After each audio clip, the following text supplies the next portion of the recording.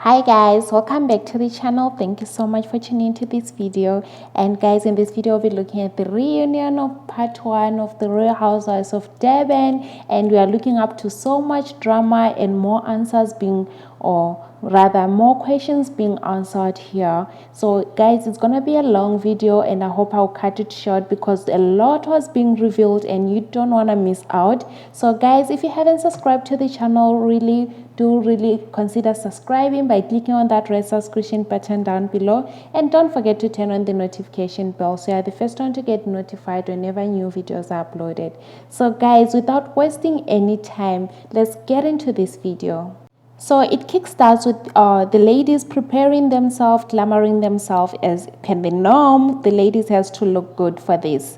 Annie showed up in a pink dress. We all know it's her favorite color and it's her theme. Nonku showed up in a gorgeous golden gown, while Sorisha showed up in a diamond shimmering gown. While Lassie came up in a golden gown, she looked spectacular.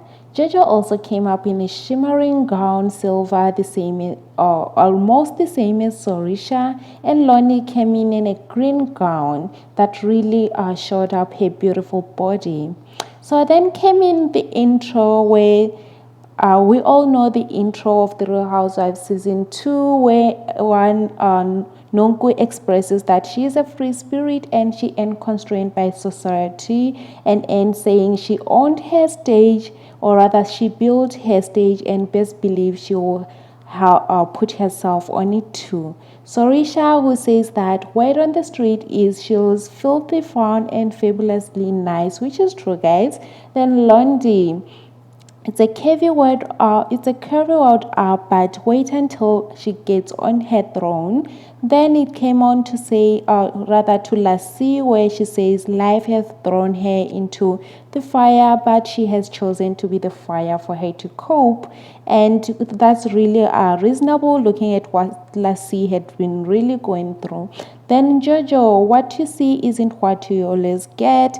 Then Tobile, who says that her marriage doesn't define her and she plays a lead in her life story. So the role, or rather the host for this season reunion, was Donovan Colette, and he became off by breaking the ice when he asked the ladies if his outfit was giving, and he really wore a suitable marine suit which really suited him well, and yes, it was giving. Also that it helps the ladies really chill and be comfortable in that environment to start off. He went on to ask Anne if she still remembers her Zulu. We've been seeing her in the season going for Zulu lessons. She's been attending Zulu classes, and it was quite impressive that yes, she is having progress, because she was really able to express Donovan on that. The host went on to express to the Lassie, or rather Lachonko, that she has been busy lately and it was a hassle to get her on the reunion. I mean, just to put it out there, I'm so proud of our girl Lachonko. She's been progressing in life, ignoring all the trolls and the hate, and she's been succeeding nonetheless. We have seen her coming up to having her clothing brand, which is Lachonko Apparels, which is out there on Edgar's, and also we've been seeing her traveling most on her Instagram page, having to go abroad and coming up with those business ideas. We clap for you, girl. We are so happy for you. Then moving on, then went on to ask, or rather Donovan went on to ask Sorisha if she drove or landed to the set. We know that this has been the most controversy of the Real Housewives this season, where some of the ladies were not happy they are being invited on jets, while some were really bragging about being invited. And wow, that was Jonathan being very, very humorous, looking at the controversy that the ladies has been going through the most. So nonetheless, Sorisha said that she really landed, and everyone there said that yes, they landed into that setup.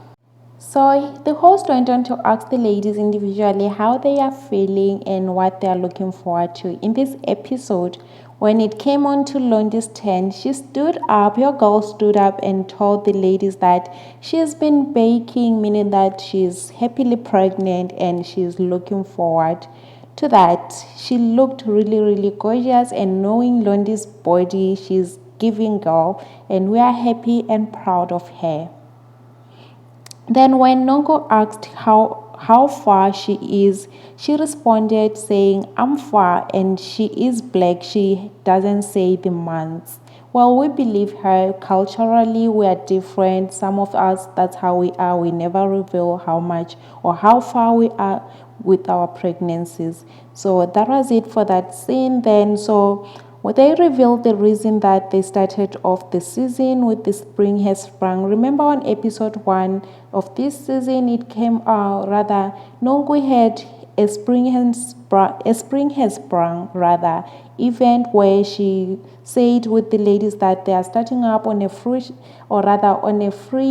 and clean slate with no quarrels, no beef from the previous season. And when Donovan asked if this really helped, Sorisha's answer was, her answer was she feels like the spring has sprung plan did not work out because she feels like the ladies forgot the promise and they ended up falling apart. Then Jojo went on to say that allegedly she felt pressured by being with these ladies. She went on to allege that she went to an extent of allegedly buying a new LV bag just to allegedly feel within. Well, that really got me off guard, did not expect that. So those were the allegations. Then the most talked about section, or rather in this season, which Jonathan had referred to, was that a frosty relationship between Tobile and Lachonko. Remember, Tobile had invited the ladies to a black tie dinner event and made the ladies wait for her. She did not come on time, and when she showed up, most of the ladies were really not impressed of her keeping them waiting. And she was asked if she has inherited the beef from Tobile's sister-in-law. That was the host asking asking Lakongo if she had inherited the beef from Tobile's sister-in-law, looking at that their relationship had been really frosty this season. And her answer was that absolutely no. Lakongo went to allege that they had a bridge, her and Tobile had a bridge they had to cross, on which only the two know. They didn't have, it wasn't anyone but them knew that, but she did not go on to express or say what bridge came that along. But nonetheless, Tobile says she is really surprised and confused why Lakonko was mean on her during the whole season or when they first met. So we don't know. We hope that these ladies go on to solve their issues maybe on the next season, but here that's when it ended. We never got to have more information why those allegations of being mean to each other or why they had beef or whatever allegations they had. They did not solve it. It was just left like that because the two really had a back and forth conversation, but none was resolved, or rather what we saw. Then came to Lakonkwe and Londi's friendship, guys. This was really exciting, where we seen Londi and Lakonko getting along well, especially in episode 2. We saw them getting along, being together to an extent that Lakonko opened up to Londi about her petals before she could tell the other ladies. Until the Sun City trip, we saw Londi shifting sides there. But nonetheless, Londi says when she was a friend, or rather when she has a friend, certain questions has to be answered, but if those can't be answered, then she doesn't value that friendship. So we just guess maybe Lakongo did not answer some questions that Londi needed them to be answered. Maybe that's why their friendship did not go that far. We don't know.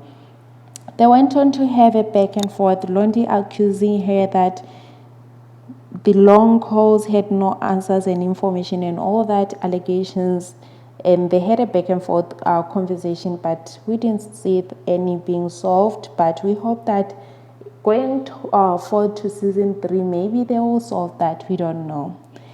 And then it seems like the ladies had a lot of questions about Laxonko's life, and she wasn't ready to share.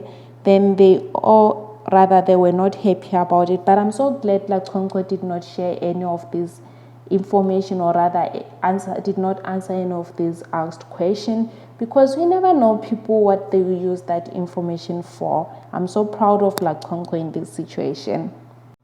Still on the friendship lane, Annie allegedly revealed that her friendship with Nongo was tricky because of what happened at the first reunion. She allegedly said that she couldn't open up to her after that, or rather, and asked why that was or that came along.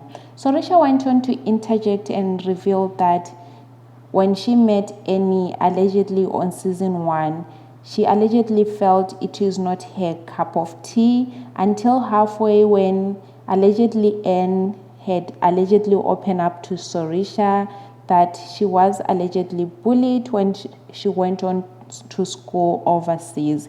Hence, this is why she is being so protective, allegedly.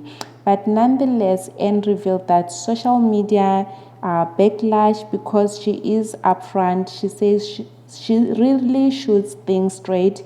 At the first, she alleged that the social media backlash really affected her, and alleging that it went on to make her, or rather allegedly, question her character.